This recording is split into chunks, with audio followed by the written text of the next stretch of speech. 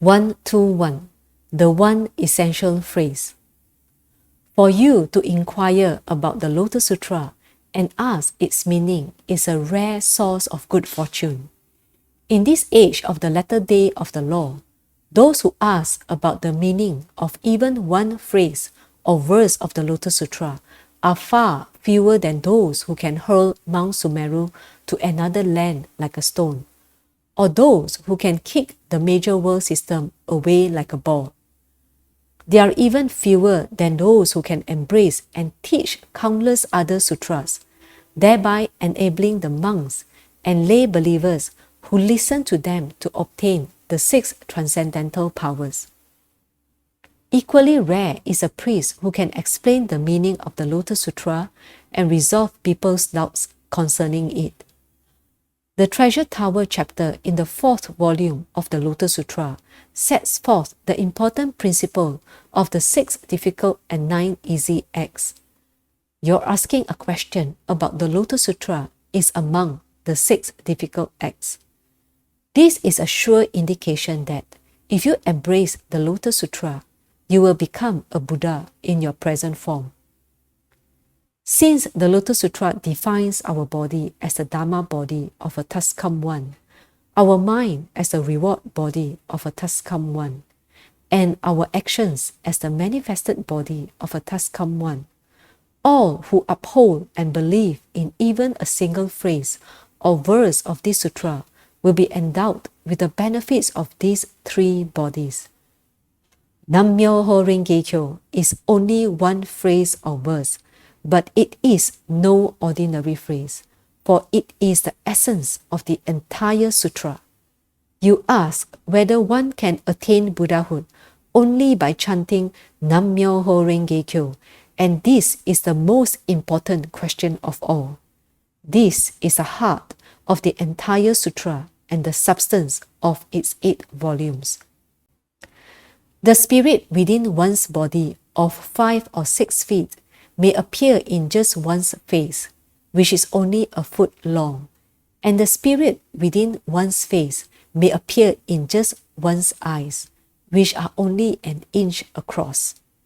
Included within the 2 characters representing Japan is all that is within the country's 66 provinces, the people and the animals, the rice paddies and the other fields, those of high and low status, the nobles and the commoners, the 7 kinds of treasures, and all the other precious gems.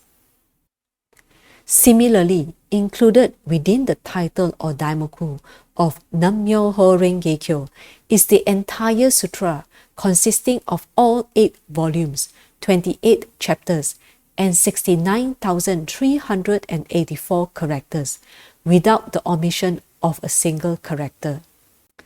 Concerning this, Po Chu-yi stated that the title is to the sutra as the eyes are to the Buddha. In the 8th volume of his annotations on the words and phrases of the Lotus Sutra, Myōhō states, quote, "When for the sake of brevity one mentions only the daimoku or title, the entire sutra is by implication included therein." Unquote. By this, he means that although for the sake of brevity only the title of the sutra is spoken, the entire sutra is contained in the title alone.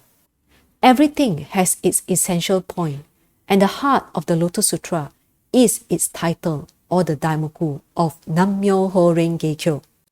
Truly, if you chant this in the morning and evening, you are correctly reading the entire Lotus Sutra. Chanting daimoku twice is the same as reading the entire sutra twice. 100 daimoku equal 100 readings of the sutra, and 1,000 daimoku 1,000 readings of the sutra. Thus, if you ceaselessly chant daimoku, you will be continually reading the Lotus Sutra. The 60 volumes of the Tiantai doctrines give exactly the same interpretation. A teaching this easy to uphold and this easy to practice was expounded for the sake of all living beings in the evil world of this latter age. A passage from the Lotus Sutra reads, "In the latter day of the law, Another reads, if a Bodhisattva Mahasattva in the latter age hereafter, when the law is about to perish, should accept and embrace, read and recite this sutra. A third states, in the evil age of the latter day of the law, if there is someone who can uphold this sutra. A fourth reads, in the last 500-year period, you must spread it, the Lotus Sutra, abroad widely. The heart of all these passages is the admonition to embrace and believe in the Lotus Sutra in this latter day of the law. The learned authorities in Japan, China, and India have all failed to comprehend this obvious meaning and have slandered the sutra. They follow and practice the Hinayana and the provisional teachings upheld by the Nembutsu, True Word, Zen, and Precepts school, thereby discarding the Lotus Sutra.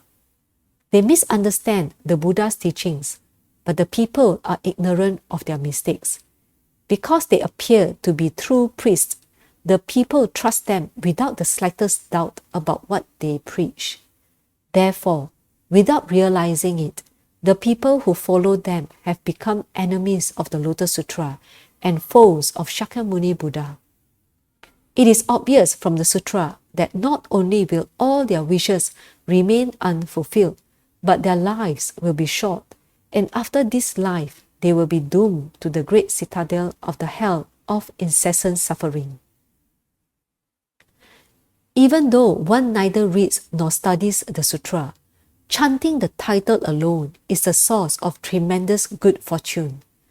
The sutra teaches that women, evil men, and those in the realms of animals and hell, in fact, all the beings of the 10 worlds, can attain Buddhahood in their present form. This is an incomparably greater wonder than fire being produced by a stone taken from the bottom of a river, or a lantern lighting up a place that has been dark for 100, 1,000, or 10,000 years. If even the most ordinary things of this world are such wonders, then how much more wondrous is the power of the Buddhist law? We, ordinary beings, are fettered by evil karma, earthly desires, and the sufferings of birth and death. But due to the 3 inherent potentials of the Buddha nature, innate Buddhahood, the wisdom to perceive it, and the actions to manifest it, we can without doubt reveal the Buddha's 3 bodies, the Dharma body, the reward body, and the manifested body. The great teacher Dengyo states, through the power of the Lotus Sutra of the wonderful law, they can do so in their present form. He is referring to the example of the Dragon King's daughter who achieved Buddhahood in her reptilian form through the power of the Lotus Sutra. Do not doubt this in the least. Please tell her that I will explain this in detail when I see her. Nichiren. The 3rd day of the 7th month in the 1st year of Koan, 1278. Cyclical sign Susino Torah. Reply to the lay nun Myōhō. Background. Nichiren Daishonin sent this letter from Minobu in the 7th month, 1278, to the lay nun Myōhō, who lived in Okamiya Village in Suruga Province. Very little is known about Myōhō. This letter was written in response to a letter she had sent the Daishonin, asking whether one can attain enlightenment by chanting Nam-myoho-renge-kyo alone. A later letter from the Daishonin to Myōhō tells us that the lay nun's husband died shortly after the present letter was written, and that her inquiry was most likely made on behalf of her sick husband. She survived her husband and her elder brother. She was a sincere believer and received several letters from the Daishonin, who apparently placed great trust in her.